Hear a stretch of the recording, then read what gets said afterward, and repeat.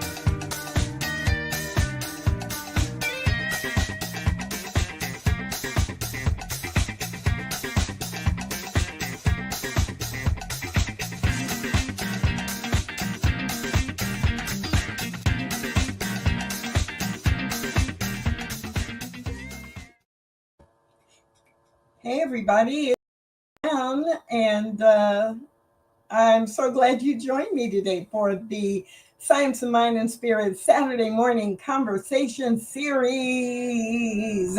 And my name is Dr. Tracy Brown, and I am really happy to hang out. We are going to be playing with this technology today because it keeps wanting to do that. Let's go in, let's go out. But I'm here. And you're here. And so if you want to tell me who you are and where you're watching from, that would be great. Not required, but that would be great. And then throughout the programming today, as you have examples or if you have comments or if you even have questions about what we're talking about, please feel free to use the chat or the comments, depending on which platform you are on.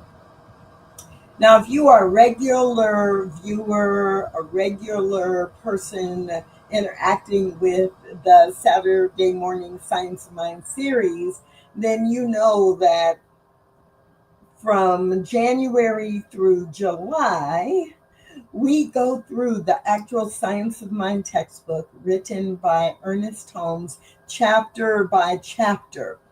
And in the last couple of weeks, we have been offering you highlights from the summary of the book. And we finished that up last week. So now for the next 5 months, through now the first weekend of August through the end of December, we'll be highlighting Science of Mind materials from the Science of Mind archives and library. And it's a real exciting time of the year to make that shift because we do the textbook, but there's so much rich information in the archives that we spend a part of the year bringing forward the lessons and the principles and the meaning of Science of Mind as it is available to you in the Science of Mind archives. So it's great to have you with us this morning, Shay. So glad. And the New Thought Media Network. Good to see you, Dr. Tracy. I'm going to guess that that's the good Reverend Dr. Robert Brzezinski, but there are a couple of other people it might be. So if it's someone other than Brzezinski, then good morning to you as well. So what are we going to talk about in this first week as we dive into the archives? We are going to talk about abundance, right? I don't if you're like me, we can never talk about or be reminded of the principles related to abundance and prosperity enough. Like, every day would not be too much. But a lot of times we get in our rhythms, and especially if our life is going well, we don't think about abundance and or prosperity. Now I'm saying it that way because abundance is not just about having an abundance of money. Abundance is really that principle or that law of everything being available in quantity, right? All that you need and more. However, we often kind of overlay that, hear the word abundance, and only think of money. So I do want you to think about money. I'm going to be thinking about money today as we dive into this topic. But you're not limited to only thinking about money when we are talking about abundance. So that's one reason today, at least, I will be saying abundance and prosperity, right? Because there's the overlap, even though they're not exact synonyms. So I will put in the chat. Let me do it now so that I don't forget. If you want to find this meditation that I'm going to share with you, and then we're going to talk about it, then you can find it in the Science of Mind archives. And so I've just posted the link. And if the link doesn't show on the platform you are on right now, because sometimes sometimes our platform cannot post the link.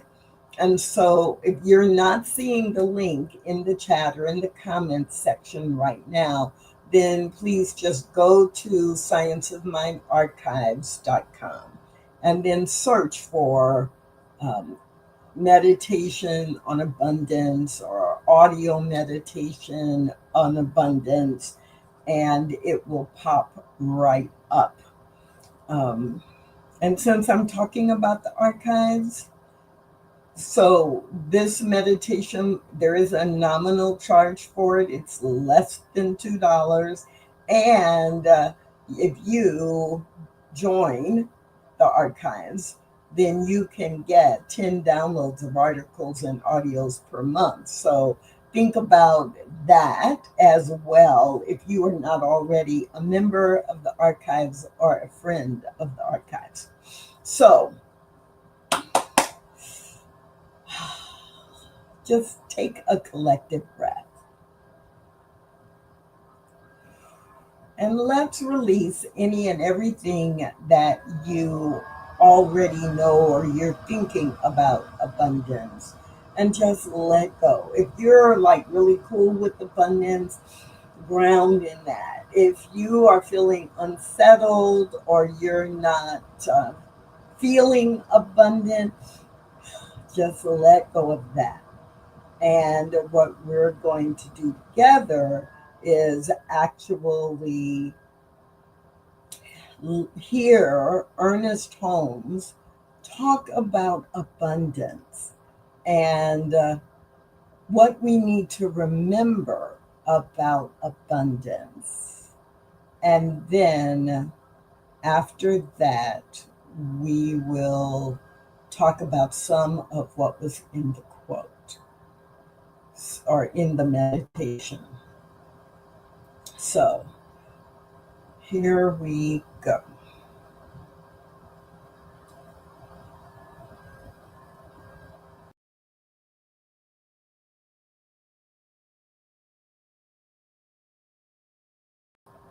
Maybe here we go. We're going to try this one more time.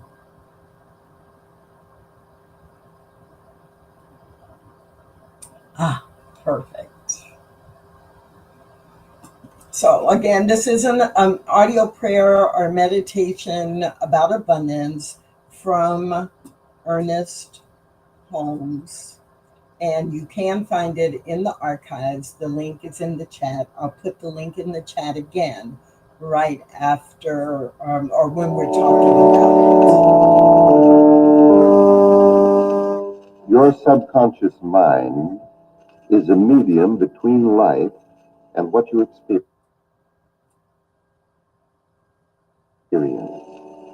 The operation of your subconscious is that of a silent force within you, which holds up its images of thought to the universal law of mind, which in its turn reflects into your experience the things you inwardly believe. It is certain that you cannot believe in abundance while identifying yourself with lack. Forget the lack and think only of abundance. Control your mental reactions so that they automatically become affirmative. This will be an interesting and a happy experience, for you will be working in the laboratory of mind with the great law of your being. Abundance belongs to you. Good will come to you if you affirm its presence. Learn to think abundantly. Think of the vastness of everything, the limitlessness of space, the numberless grains of sand on the seashore. How abundant, how lavish nature is. Learn to see abundance in everything, to multiply the good you already possess. Be consciously one with the law of abundance. Expectancy will speed your progress. Say to yourself, I consciously identify myself with everything that belongs to goodness, truth, and beauty. I identify myself with abundance and success, with the living spirit, with all the power, all the presence, and all the life there is. I lift my cup of acceptance, knowing that the divine outpouring will fill it to the brim. Now think of the thing you desire and say, I know that the law of good is operating upon this desire. I know that I shall experience the good which I now affirm. I know that silently I am drawing into my experience today and every day an ever-increasing measure of truth and beauty, of goodness and harmony. Everything I do, say, and think is quickened into right action, into productive action, into increased action. My invisible good already exists. My faith, drawing on this invisible good, causes that which was unseen to become visible. All there is mine today. All there ever was or ever can be is mine now.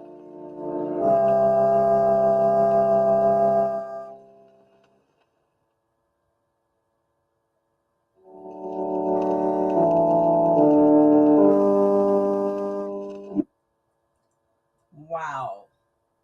Wow, wow, wow, wow. Now, obviously, I have listened to this meditation a number of times as I was making some slides to pick out some highlights. So I'm not surprised by it. It's not new information. And all I can still say is, wow. I don't know. What about you? What was your reaction, your first impression as you were hearing Ernest Holmes' voice and just taking in what he was saying, especially if you were simply feeling into it? Like, what was that like? What was the one standout? What was the one point that's sticking with you 4 minutes later? Because that's the other thing, when I realized this wasn't even 4 minutes long. And for me, it felt very rich. So Shay, I love this, right? That music is awesome. To go back in time to a period where organ music was the standard, right? In churches, in spiritual communities, there's something about the chords of the organ that just give you a different feel than what many of us may feel or experience today. And yeah, it's fun actually hearing his voice. Um, we have a number of meditations and prayers in very few talks, full talks. But that's one of the reasons we love the archives. I love being able to download a meditation or a prayer in Ernest Holmes' own voice. I can read it, right? Or I can see the transcription of it. But the energy of him praying in person, right, is fabulous. And especially when we know that, these recordings are 50, 70, 80 years old. It is really, really special. So let's talk about some of what he brings forward in this prayer slash meditation. I really love that he starts with your subconscious mind is a medium between life and what you experience, between the absolute nature of life and what you personally or individually experience. That's true on the collective level as well, right? The bridge between the absolute nature of God, the absolute nature of life, and what we collectively experience in our town or in our family or in our society, right, in 2025. It is true that it is collective consciousness, the culmination of, if there are 8 billion people on the planet, 8 billion subconscious minds contributing, subconscious mind and choice, conscious choice. But for this conversation today, we're going to pretty much stay focused on our individual experience of abundance, our individual process of standing in faith and living into the abundance that is our birthright. So, for Ernest Holmes to begin with, your subconscious mind is a medium between life, right? The possibility of life, the infinite nature of life, and what you experience. The bridge is your subconscious mind. So, what if you programmed your subconscious mind to believe? What is it that is in your subconscious that is driving your behavior when you're not consciously choosing?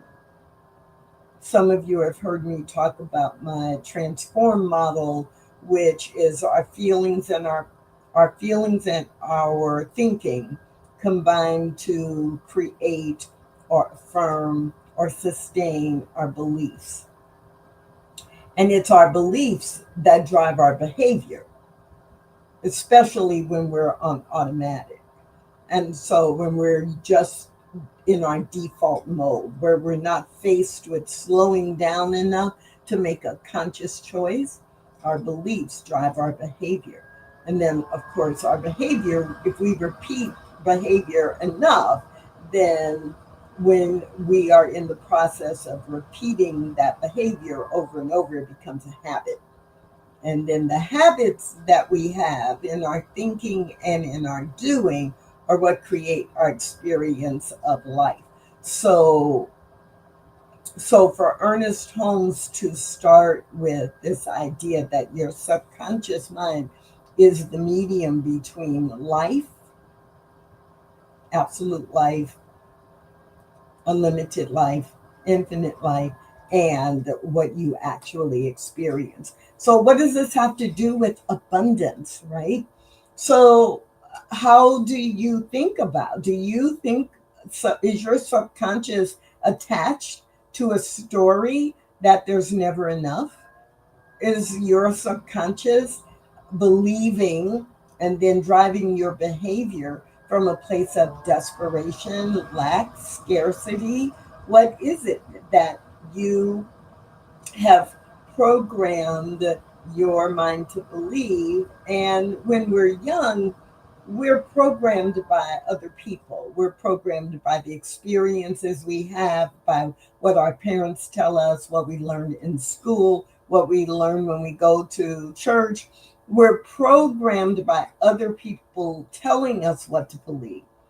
But as adults, especially, we get to choose. So if you recognize that you are operating from a subconscious belief that you are not enough, you will never have enough, you will never be out of debt. Debt is normal, and if you're an adult, you're supposed to have debt. And I don't just mean like a house, but right. Oh, well, you should be living. The way to survive in this world is to have enough credit and use it, and you budget based on like the money coming in. Will it pay my credit card bills? Not will it pay for everything that I need or that I'm buying. And I'm not actually saying that's wrong or bad.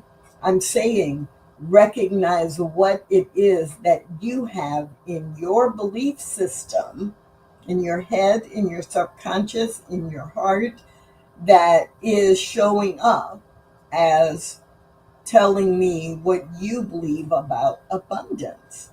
Abundance. And so I love that Ernest Holmes starts with your subconscious mind because he immediately just, and when the first time I listened to it, it was like, okay, all right, you're telling me I have to take responsibility for what I'm thinking and how it is showing up in my life. There can be all kinds of situations or scenarios that I don't control. But at the subconscious level, do I believe that I have enough money to do what I'm going to do, or all the resources that I need in order to have a life I love are available to me? Everything's good or leading to good because there is enough, right? All of those subconscious beliefs about enough, about what you have, about what's available to you, about what's sufficient for you to have the kind of life that you need, all of that is related to this concept of this principle of abundance.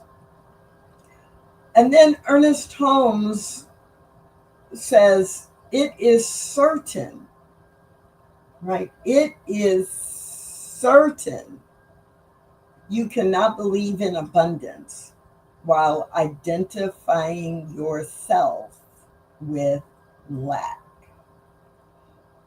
He didn't say think about, well, you have to manage that. If you believe in lack, you could still have some abundance. No, he's very clear. He is very clear.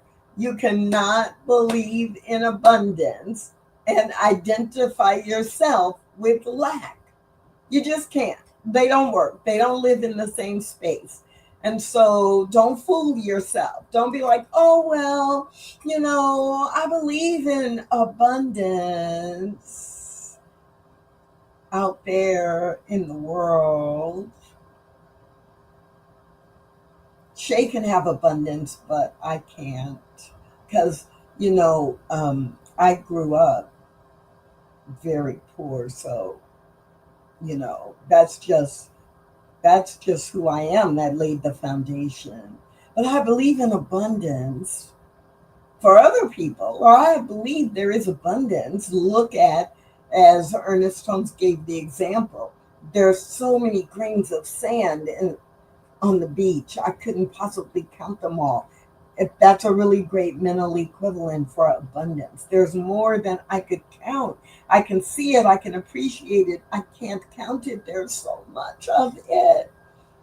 There's so much good in my life. It is never ending, it is constantly expanding. Right. If I believe that, then I can't identify myself with lack. Now, some people will say, but Tracy, I was fired, I was laid off 3 months ago, and money is real tight right now. And so lack is reality. I have to say no to certain things I'd like to buy. I have to really be on the tight budget to make sure that I can feed myself and my children. The existence of limitations in a temporary condition can be real, and I can describe them. That does not mean my identity is one of lack. Because if my identity is one of abundance, then I can list, for the next 3 months, I'm limiting my food budget to $400 a month. And me and my children will eat from that, and I will plan it. But part of that is my identity is I always have enough. I know this is temporary. This is what I need to do right now to be a good steward for the money that is available to me. But I know I am not worried about this being a forever thing. And it's not a punishment. I haven't done anything wrong because I know the universe is abundant. And the money I need, or the job that's going to provide the money I need, I am magnetically attracting it right now. And it is magnetically attracting me because there are an infinite number of jobs in the universe. And the perfect one for me is on its way. My identity is in abundance. My identity is in law of attraction. My identity is in the abundance that I know is my norm. Even though I can say right now for the next 3 months, I'm doing this budget, or I'm living with this limitation. But I see it as a condition. I see it as temporary. I see it as not defining who I am and how I show up in the world, even though I am responding to it. Yes, Reverend Dr. Raymond Anderson. There are over 7,500 different apple varieties cultivated worldwide. And that's just apples. How can you not believe in abundance?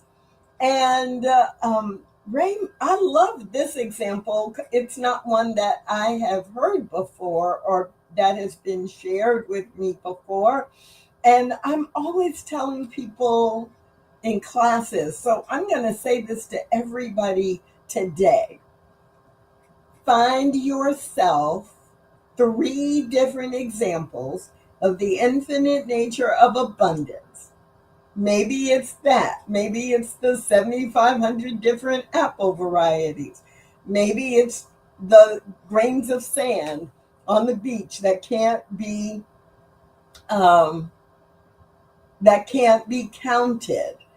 But find 2 or 3 that really work for you, so that anytime you are talking about or thinking about abundance, you go right there. See, this is my proof.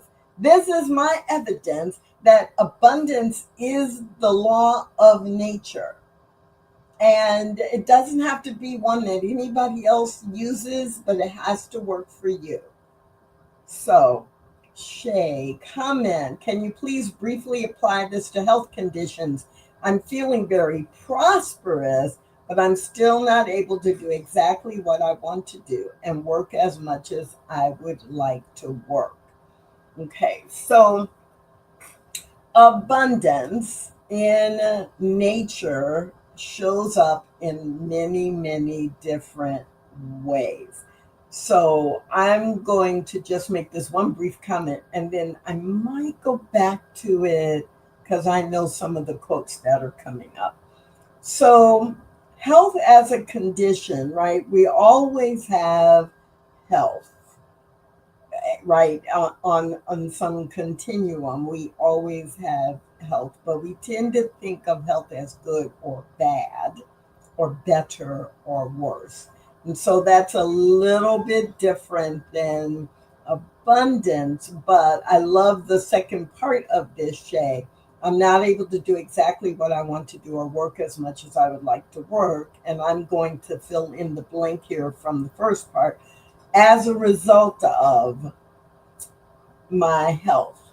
And so when all of us experience the limitations to our expressing life, we first have to remember it is a condition. It is not the absolute. It is not what defines who we are or how we are. It is a condition. And then we are always faced with what choices do I need to make in order to navigate this condition at the same time while I am choosing things that will allow me to expand what I am able to do. So your traditional or the and because I know a little bit about you, Shay, the things that we do that are about the long-term shift and the long-term change, right? Using our spiritual practices consistently with conviction, moving toward the vision of, in this case, what I want to do and how much I would like to work. It becomes the incremental process.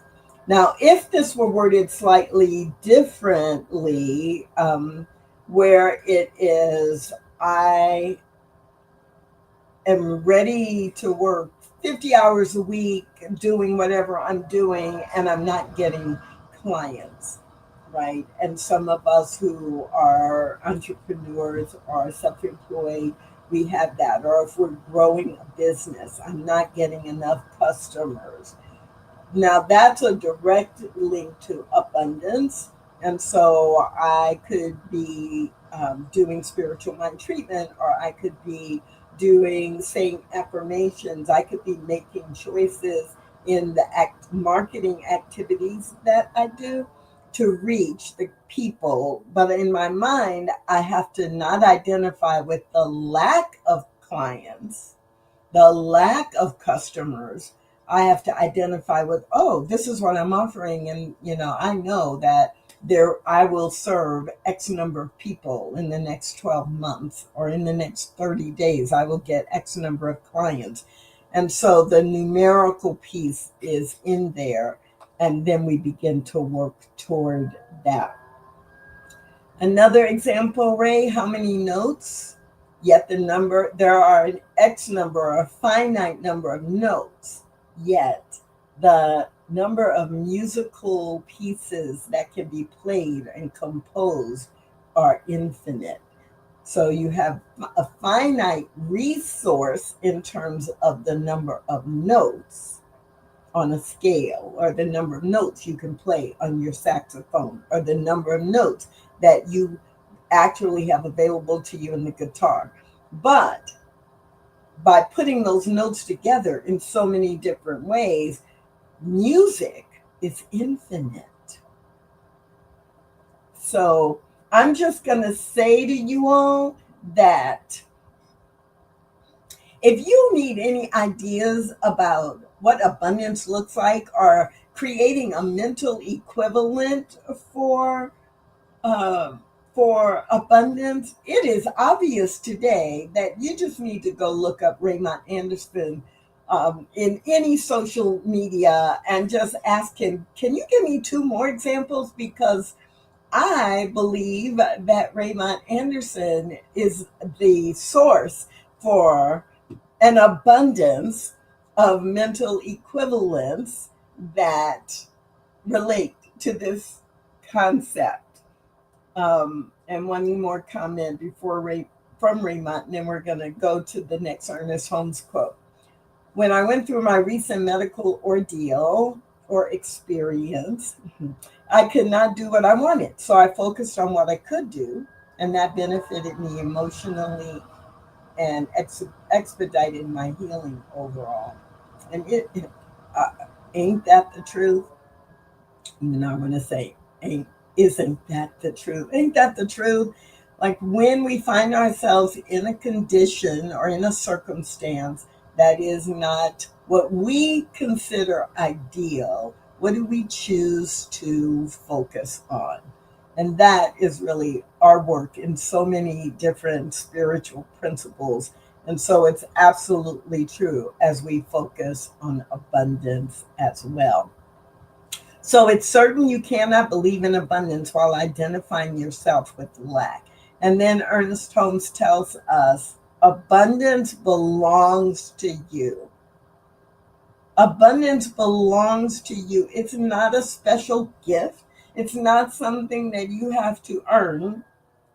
Now, okay, we've got language stuff happening here, right? We in the society we live in the 21st century, we need money in order to purchase things. And so, in that sense, we have to do something sometimes to earn. There are other ways to have money. It could be gifted to you, it could be tied to you, it could be an inheritance. But there is that part that is societal. What Ernest Holmes is talking about here is spiritual. In the absolute realm of the laws of spirit, abundance belongs to you. Each one of us is a part of the abundance of humanity and all the ways that humanity can express. And in our individual lives, we can access the abundance of all things that are needed to support our lives. That is the spiritual truth. And of course, that's what we're talking about as we are looking into Science of Mind and reviewing this abundance meditation. If you did not hear the meditation, I will play it again before we close, but you can also find it. I'm going to put it in the chat again in case you were not watching or viewing when I put it in the chat before. So this is a 3.5-minute meditation by Ernest Holmes related to abundance. So abundance belongs to you. It's your birthright. It is nature supporting you, guiding you, responding to you. And then he says, good will come to you if you affirm its presence.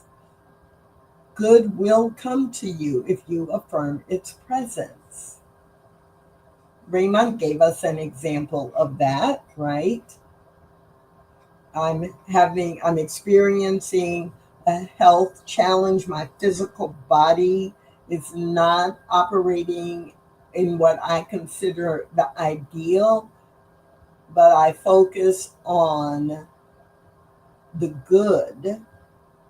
I affirm the presence of what is working, what is improving, what is expanding and evolving, and that then results in mental, physical, and emotional health that then leads to more improvements in health. So good will come to you if you affirm its presence. What most of us do way too often is we affirm the lack. We affirm what is not happening and what we don't have, and then we get more of that. Learn to think abundantly. Think of the vastness of everything. This is where Ernest Holmes in the meditation then took us to the grains of sand. But again, each one of us has to have our own. Like, it's more than I can count. It's more than I can control. And it's good. It is the way that nature expresses, and it is good.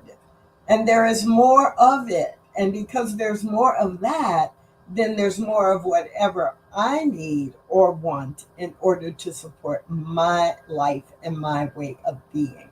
This is what Ernest Holmes is talking about when he says, focus on abundance. Learn to think abundance.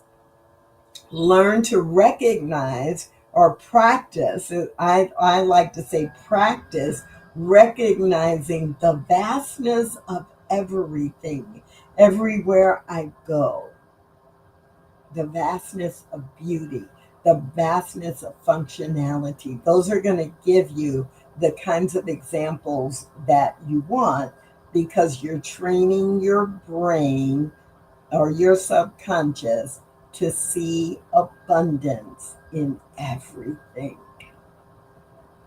Now, I'm a little digression, but it is actually related. So, 3 different people I talked to this week,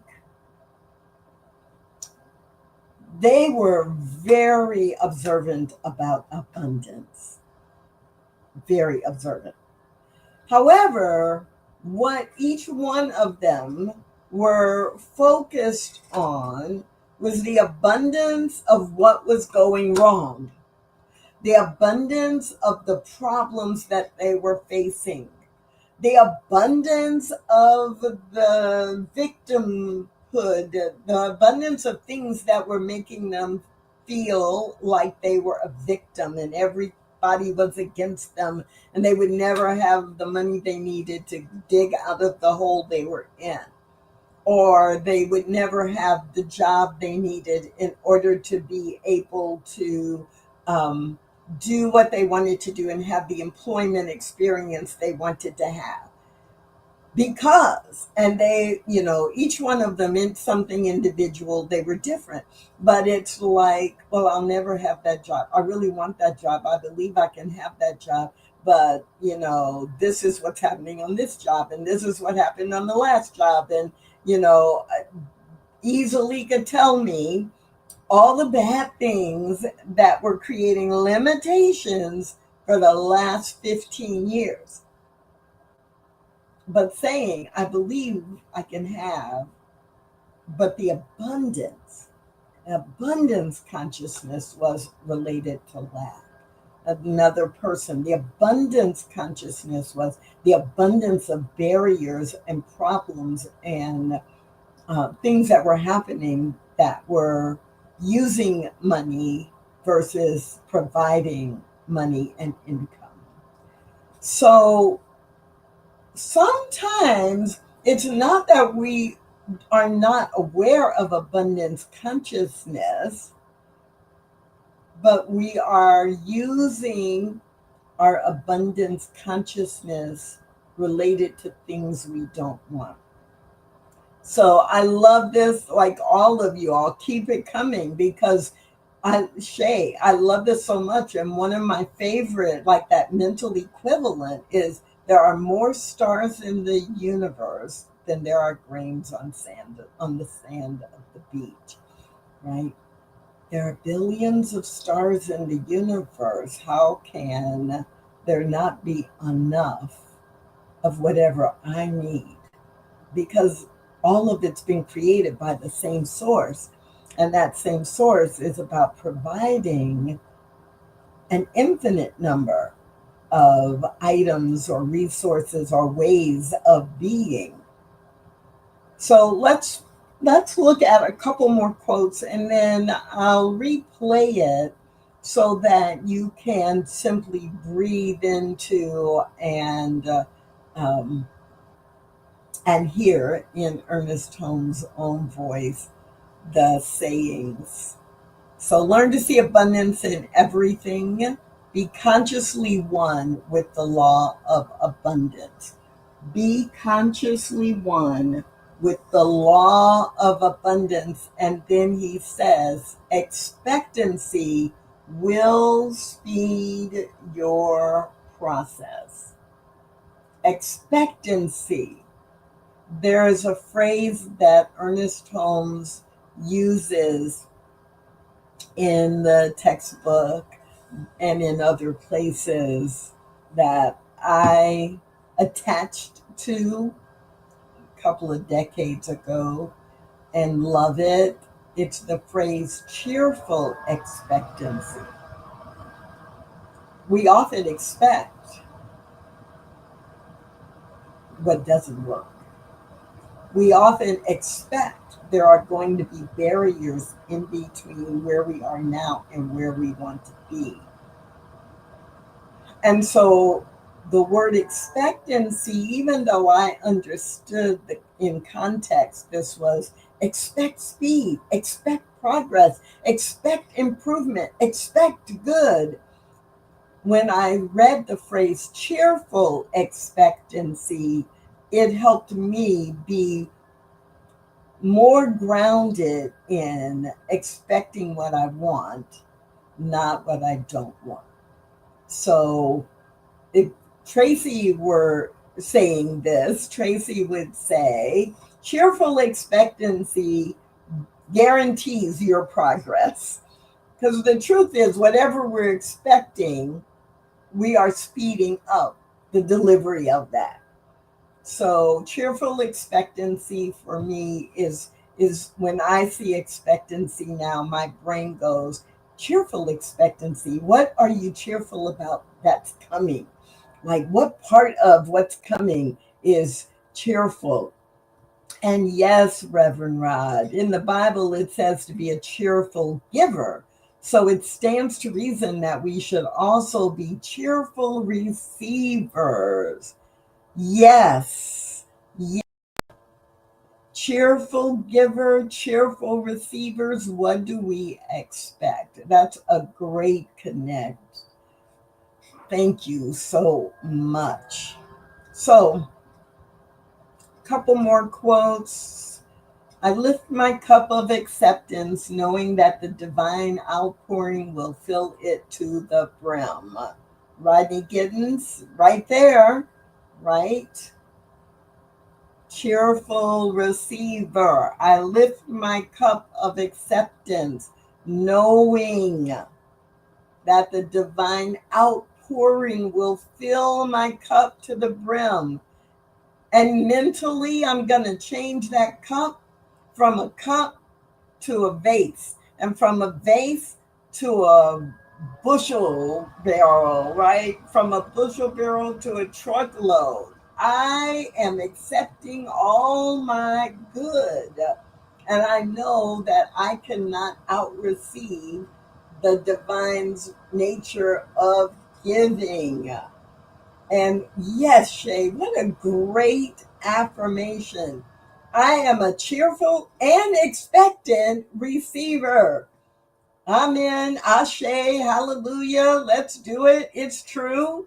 I'm ready to receive right now. My invisible good already exists.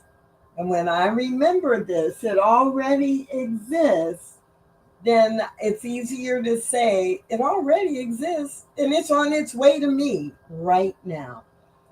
This is what it means to identify with abundance, not just know abundance is the nature of the universe, but how do I identify that abundance is mine? Abundance is mine. And you can say this with me before we listen to Ernest Holmes say it again. All there is mine today. All there ever was or ever can be is mine now. all there is, all there ever was, all there ever can be is mine now. So I will play the video again so you can hear in Ernest Holmes' own words what he wants us to remember about abundance, the principle and the law of abundance.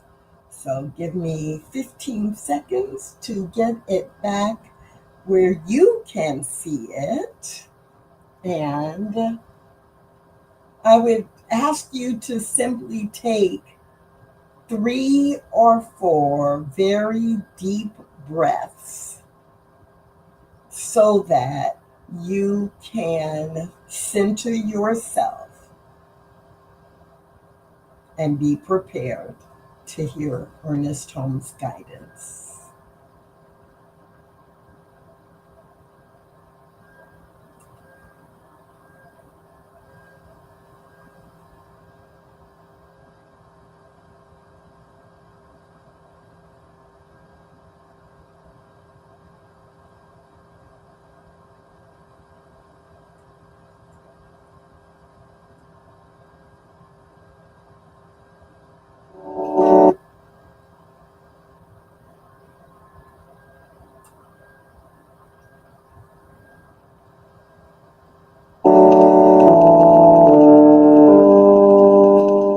Your subconscious mind is a medium between life and what you experience.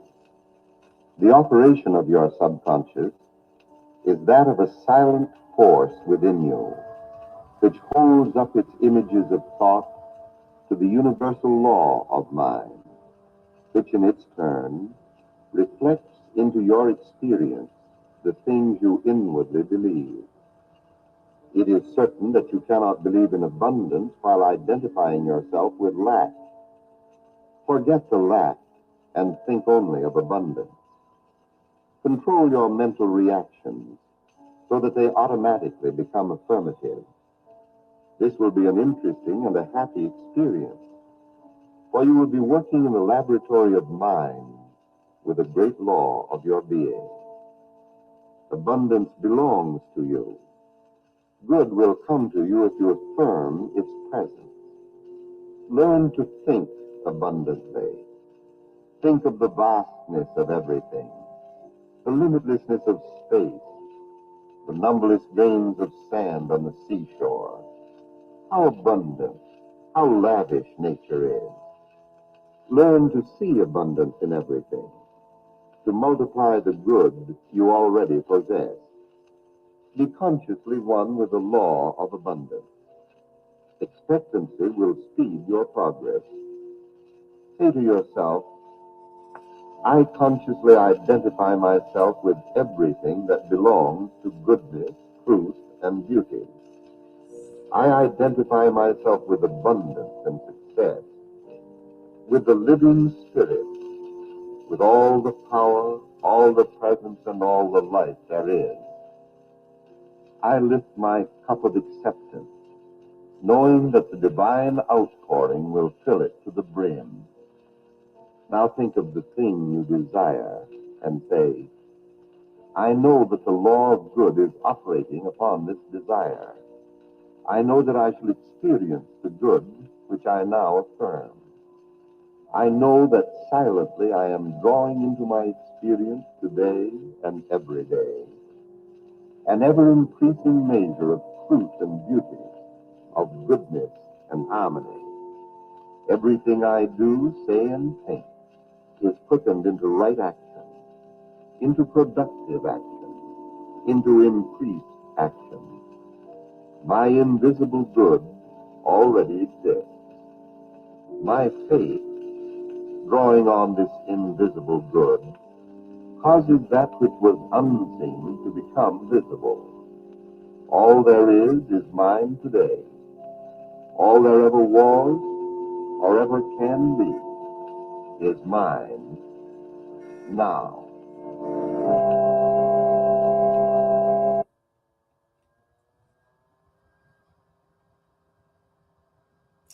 Ernest Holmes. Abundance. So we've just kicked off the next few months of tapping into the Science of Mind archives for all kinds of information and inspiration that all of us can use to understand and apply the principles of science of mind in our lives. I'm so glad you think it's yummy, Shay, and it is absolutely important for all of us to tap in any way that we can. So Rev Rod has blessed us and closed us with not and so it is, but and now it is. My name is Tracy Brown. I just want to encourage you to donate to New Thought Media Network if you are getting any kind of benefit from our programming in this show or all throughout the week. And I do hope that you are watching New Thought Media Network all throughout the week because there's so much richness for you. But if Saturday is the only time that you have available, then please come back and hang out with us, the team of us, every Saturday morning at 9 a.m. Mountain Time. Great comments and questions today, and I will see you again real soon.